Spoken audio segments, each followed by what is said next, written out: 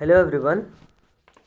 अभी तक हम मैटर्स इन आवर सराउंडिंग में जो पढ़ा था हमने उसमें थोड़ा सा पार्टिकल्स के बारे में देखा था। पार्टिकल्स के कुछ नेचर्स देखे थे हम। पार्टिकल्स जो है एक दूसरे के आसपास में होते हैं। पार्टिकल्स के बीच में गैप होता है। पार्टिकल्स के बीच में स्ट्रॉन्ग बॉन्डिंग भी हो सकती है। स्ट्रॉन्ग भी हो सकती है, वीक भी हो सकती है, और बिल्कुल भी बॉन्डिंग ना हो ऐसा भी एक केस पॉसिबल है। ठीक है। उसके बाद हमने फिजिकल स्टेट्स ऑफ मैटर के बारे में पढ़ा था।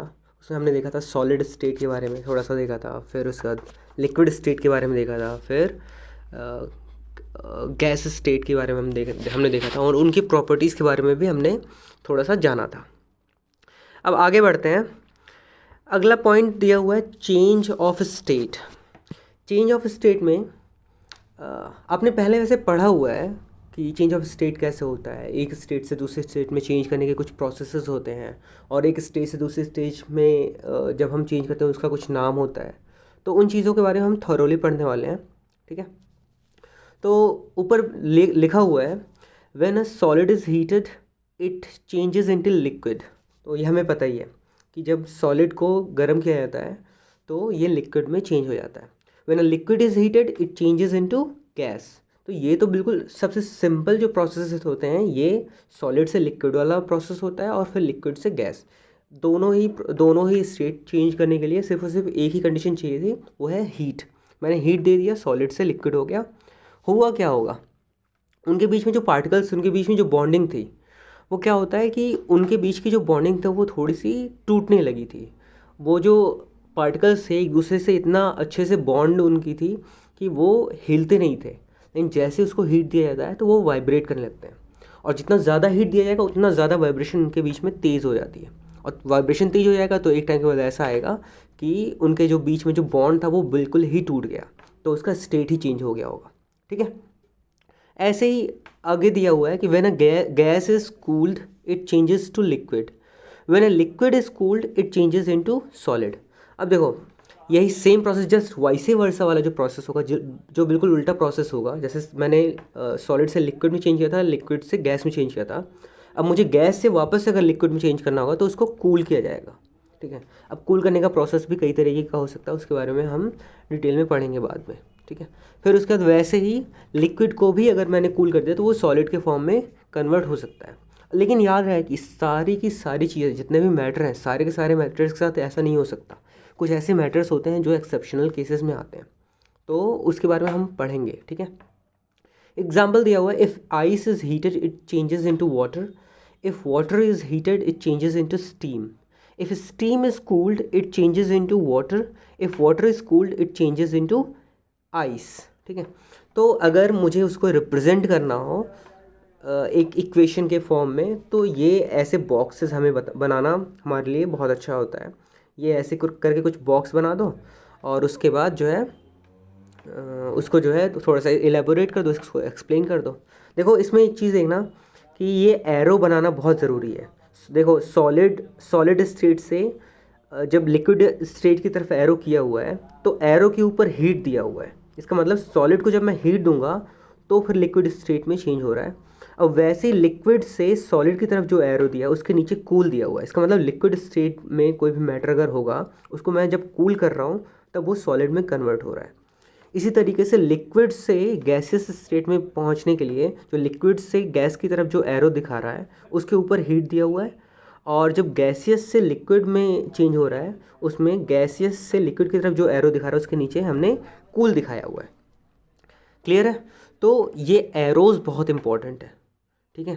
और सही मायने में तो एक ऐसे ये तो बिल्कुल कंप्लीट एरो नहीं है, लेकिन अगर फिर भी अगर और ज़्यादा डीप में जाएंगे हम तो वाइसे वर्सा जो या जो रिवर्सिबल प्रोसेस होता है उसके लिए एरो ऐसे बनता है, हाफ एरो बनता है ऐसे करके। इसका मतलब ये हुआ कि ये फॉरवर्ड प्रोसेस भी है, मतलब ये आगे की तरफ ये एरो जा सकता है और ये पीछे की तरफ भी जा सकता है। ठीक है। तो यहाँ पे जो दो एरो में पूरा का पूरा कंप्लीट एरो दिखाया हुआ है, यहाँ पे हाफ एरो दिखाया हुआ है, तो हाफ एरो भी आप कर सकते हो। क्लियर है। अब देखो इसी में फिगर में जो पिक्चर दिया हुआ है, पिक्चर में क्या दिखा रहा है कि आइस है। आइस क्या कौन से स्टेट में होगा, सॉलिड स्टेट में। The particles are close together and can not move about. अगला दिया हुआ है the particles move faster and further apart, मतलब जब इसको मेल्ट कर दिया जा रहा है, आइस को जब मेल्ट कर दिया जा रहा है तो उसके बाद उनके बीच में, पार्टिकल्स के बीच में जो मूवमेंट हो रहा है बहुत ज़्यादा तेज़ हो जा रहा है। क्यों? क्योंकि इनके बीच में जो बॉन्डिंग थी, जो पार्टिकल्स थे उनके बीच की बॉन्डिंग थोड़ी सी वीक होने लगी है। और जब उसको बॉयल किया जाएगा तो उसके बाद क्या होगा कि बहुत ही ज़्यादा उनके बीच में गैप हो जाएगा और वो स्टीम के फॉर्म में कन्वर्ट हो जाएगा। उस स्टीम को वापस से तुमने ठंडा कर दिया, कंडेंस कर दिया, तो वापस से वो हमें लिक्विड के फॉर्म में कन्वर्ट कर सकते हैं हम, ठीक है। और लिक्विड को वापस से सॉलिड के फॉर्म में कन्वर्ट कर कैसे कर सकते हैं, उसको फर्दर और ज़्यादा फ्रीज़ कर दो उसको, ठीक है। आगे बढ़ते हैं। उसी चीज़ को देखो आगे एक्सप्लेन किया हुआ है, तो जो नीचे फिगर दिया हुआ था वो थोड़ा सा छोटे में था, तो उसको क्लियर करने के लिए ये इसमें पूरा अच्छे से दिखाया हुआ है। तो अगर आपको इस तरह के क्वेश्चंस आते हैं, आप जितना अच्छे से समझाते हो उतना ही ज़्यादा आपके लिए अच्छा होता है, ठीक है। क्योंकि जो भी इन्विजिलेटर होता है, जो भी टीचर्स होते हैं जो चेक कर रहे होते हैं, वो ये चेक करते हैं, उनको तो पता ही है सारा कुछ, वो ये चेक करते हैं कि आप समझा पा रहे हो अच्छे से, नहीं समझा पा रहे हो। तो समझा पाने के लिए सबसे बढ़िया तरीका क्या होता है, फिगर से दिखा के, ठीक है। तो अगर आपने फिगर से दिखा के समझाया हुआ है तो उससे बढ़िया तरीका नहीं हो सकता। और दूसरा तरीका होता है पॉइंट वाइज सारा लिखना। क्लियर है? आगे बढ़ते हैं। मेल्टिंग को हम क्या बोल सकते हैं, फ्यूज़न भी बोल सकते हैं, ठीक है। फ्यूज़न मतलब क्या होता है, दो पार्टिकल्स हैं, दोनों को एक साथ मिला दो, वो जैसे दो पार्टिकल्स हैं उनको अगर मेल्ट कर दिया, दोनों एक दूसरे में आके चिपक गए, तो उसी को बोल दिया गया कि फ्यूज़ हो गए दोनों, दे फ्यूज टुगेदर। तो वही फ्यूजन हो सकता है, ठीक है। इसमें कह रहा है कि when a solid is heated the particles begin to vibrate with greater speed and begin to move more freely. Then at a particular temperature the solid melts and changes into liquid. The process of melting is also known as fusion. The temperature at which a solid melts is called its melting point. The melting point of ice is 0 degree Celsius or 273 Kelvin. इसको kelvin बोलते हैं। और melting point क्या होता है कि एक ऐसा टेम्परेचर जिसमें सॉलिड मेल्ट कर जाए।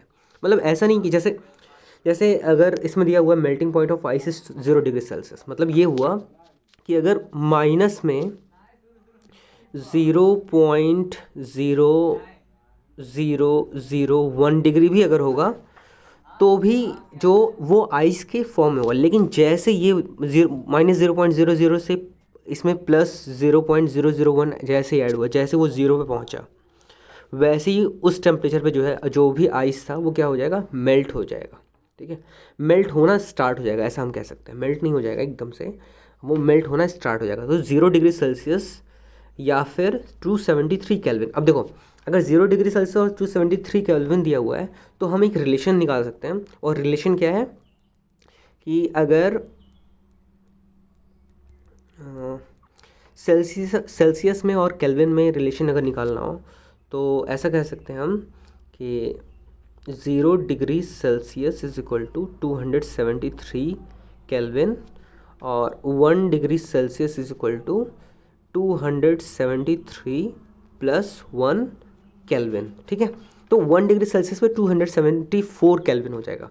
तो 0 डिग्री सेल्सियस मतलब सेल्सियस में और केल्विन में तुम्हें रिलेशन समझ में आ गया होगा कि 1 degree Celsius is equal to 273 plus 1। तो इसके लिए रिलेशन हम ऐसे निकाल सकते हैं, x degree Celsius is equal to 273 plus x kelvin, ठीक है। तो यहाँ तक क्लियर हो गया होगा। आई होप अगर फिर भी अगर आपको डाउट होता है तो आप पूछ सकते हो, आप ग्रुप में पूछ सकते हो, ठीक है। तो और एक और इन्फॉर्मेशन हमें क्या मिला कि the process of melting is also known as fusion. तो ऐसे ही हर मैटर का अलग अलग मेल्टिंग पॉइंट होगा, खास करके जो सॉलिड्स की हम बात कर रहे हैं तो, ठीक है। सॉलिड्स में अलग अलग सॉलिड का अलग अलग जो है मेल्टिंग पॉइंट होगा, ठीक है।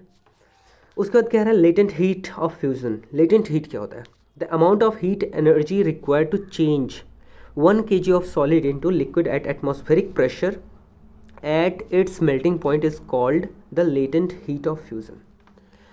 latent heat of fusion समझने के लिए हम ऐसे समझ सकते हैं कि अगर 0 डिग्री सेल्सियस पे कोई भी मान लो पानी पहुंच गया, ठीक है, और वो पानी कितना था,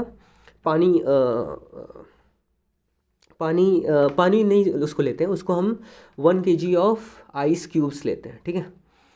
तो आइस क्यूब अगर 1 kg लिया हमने और उसको 0 डिग्री सेल्सियस पे हमने पहुंचा दिया, ठीक है। उसके बाद the amount of heat energy required to change this much of ice cubes, ठीक है, एट एन एटमॉस्फेरिक प्रेशर। तो अगर मैं 1 kg आइस ले रहा हूँ और इस 1 kg आइस को मुझे मेल्ट कराना है और वो 0 डिग्री सेल्सियस में मैंने पहुँचा दिया, उस 0 डिग्री सेल्सियस पे जितना ज़्यादा हीट उसको रिक्वायर्ड है, और ये भी याद रहे कि वो एटमॉस्फेरिक प्रेशर पे वो होना चाहिए, वो जो हीट उसको दिया जा रहा है उसको मैं एक्सटर्नल प्रेशर मैं नहीं दूंगा, ठीक है। एटमॉस्फेरिक प्रेशर पे जितना मैं हीट दूंगा उस आइस को पिघलने के लिए, उस 1 kg आइस को पिघलने के लिए, उसी को लेटेंट हीट ऑफ फ्यूजन बोलते हैं, ठीक है। क्लियर हो गया होगा। अगर फिर भी क्लियर नहीं होता है तो आप दोबारा से पूछ सकते हो। वैसे फिर से एक बार वापस से बता दे रहा हूँ कि लेटेंट हीट ऑफ फ्यूज़न क्या होता है।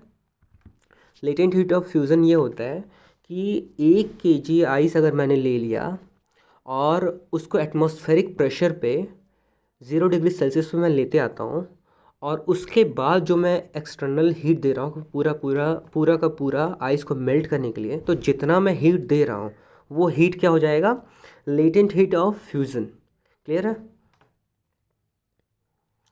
समझ में आ गया होगा आई होप। आज के लिए बस इतना ही रहने देते हैं, बाकी हम नेक्स्ट लेक्चर में डिस्कस करेंगे। Thank you.